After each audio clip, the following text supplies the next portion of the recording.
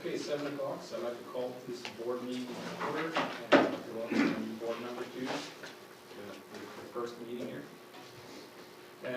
Before we adopt the agenda, and you have a change to do in the agenda. Item B, this says a KSGP video. We're going to move that to right after item E for the executive session. Okay. So with that, I need a motion to adopt the agenda. Can we read out the agenda? Thank you, Deborah. Do I have a second? Second. Thank you, David. And then all those in favor?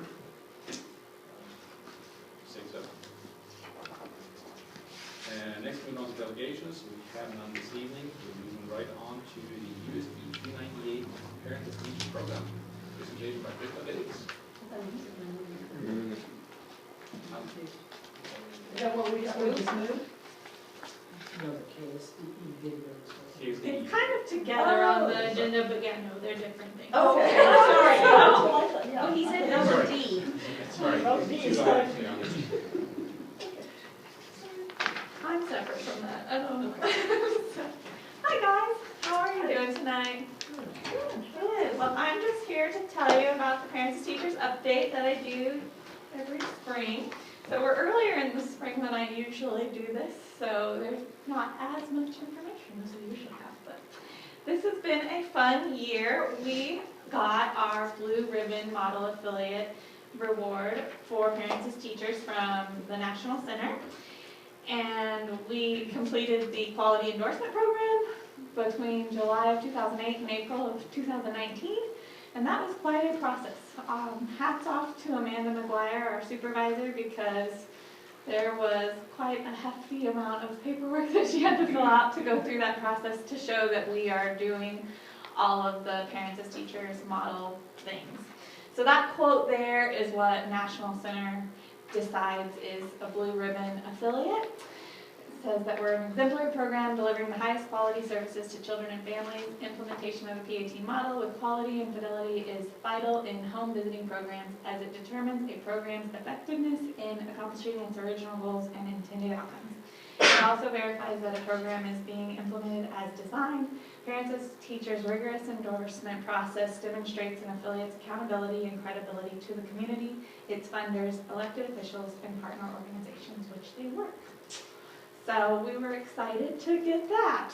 And so that was our celebration this year. And we, if you don't know, do personal visits, monthly group connections. We do the developmental screenings, which include hearing and vision and health screenings as well for kiddos. And we do resource referrals for the kiddos that need it and families that need that as well. This is kind of what our personal visits look like. We have some of our families and kiddos.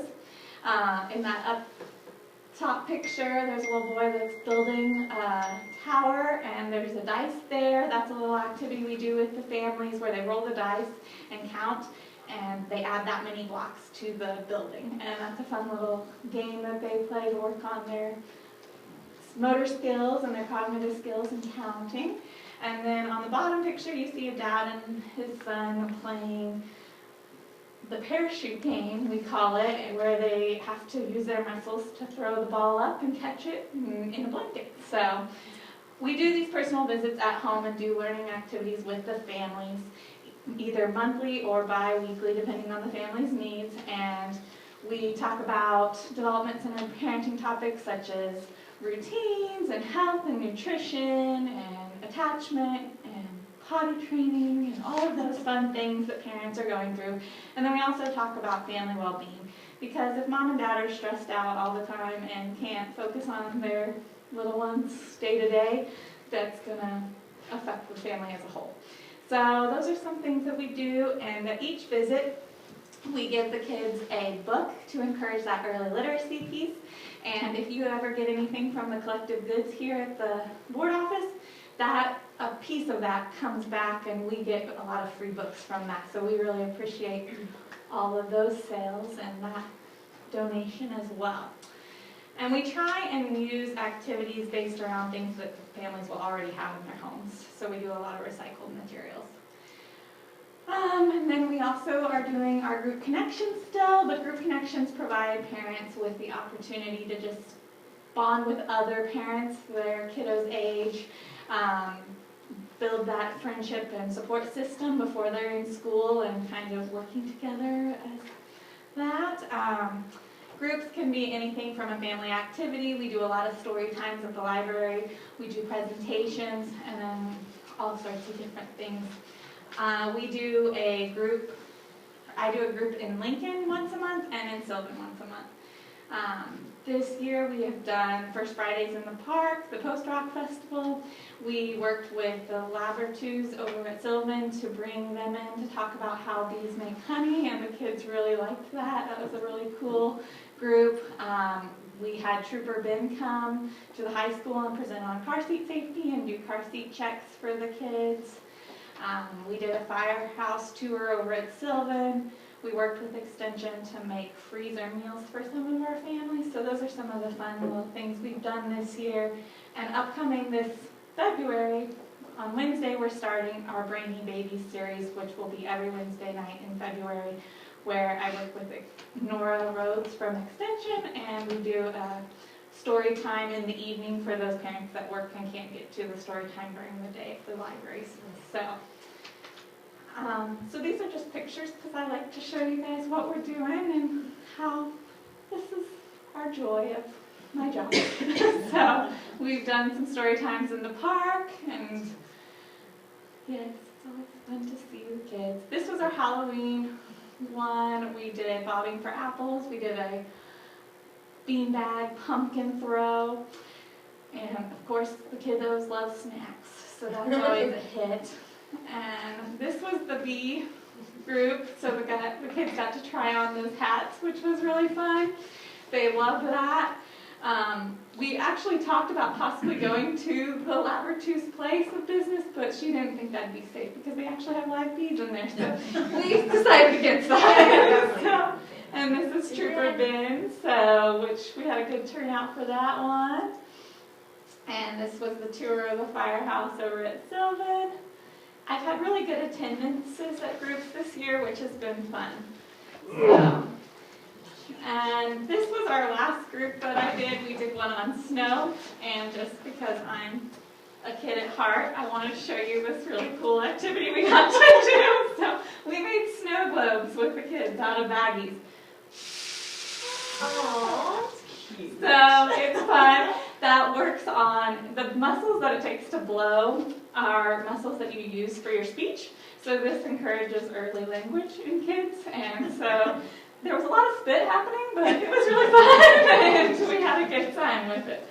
So that is what we had. And then we also got to go up to Isle of Lights in Beloit and do our group night there, where all of our families came up and drove through, or a lot of our families came up and drove through the Isle of Lights. So that's us in our goofy little Christmas gear, but we had fun there. And this year we got to do something extra special, which I have never gotten to do in my 4 years of doing Parents as Teachers. We went to St. Louis for the national conference, and that was back in October. And it was a really cool experience. We got to learn a lot about what other programs are doing and get a lot of ideas and just kind of collaborate with those other programs. So it was a really fun, I feel like it was very educational. Some of those challenging things that you deal with families, I felt like you had a kind of a sounding board for some of that and got to learn a lot. So that's us in St. Louis with the other Parents as Teachers providers in the area, so from Mankato and Beloit and Wakanda. So, and for the 298 statistics for this year so far, I have served 26 families, and that's including 2 new enrollments that I'm going to be enrolling upcoming here in February. That includes 19 families. The percentage of those families that I'm currently seeing twice a month is 27%. So that's a little bit down from last year, but still a decent amount of them that I'm seeing twice a month. New children this year, including new additions to families and then new families altogether, is 7. And I have been able to identify 9 children in the district so far with developmental concerns that needed further evaluations. And that's also for hearing and vision concerns as well. So I feel like it's been a good year. I feel like it's been busy with the families, and it's down from last year, but it's still keeping me very busy, I'd say. So, and then you will see in your packets there is some information about our yearly funding. We are asking for the same match as we did last year. And so there's more information and the specifics on that in your packet. But if you have any questions, I'd be happy to answer those. Or if you need to reach out to Amanda McGuire, I know Betty, you know how to contact her. And she has more of the info on all the funding issues. So, but that is my update for this year. Do you guys have any questions? All right, well, thank you for letting me come and talk about it all. Thank you for Yeah. sharing that. It's a very good program. Oh, thank you. So, we appreciate you guys' support, so.